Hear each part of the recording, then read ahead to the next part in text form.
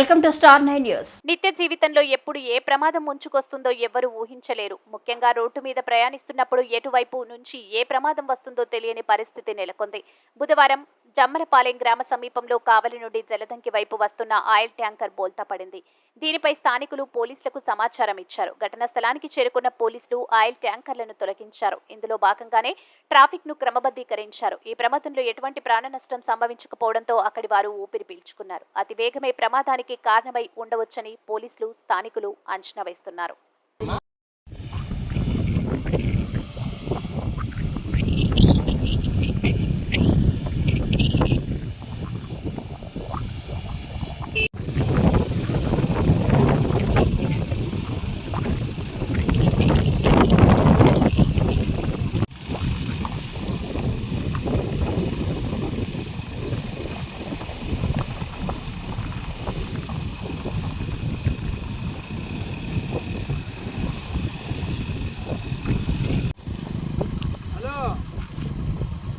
నేను నా చేతి మీద వాడింది ఏనాటి బాధలు ఎక్కడ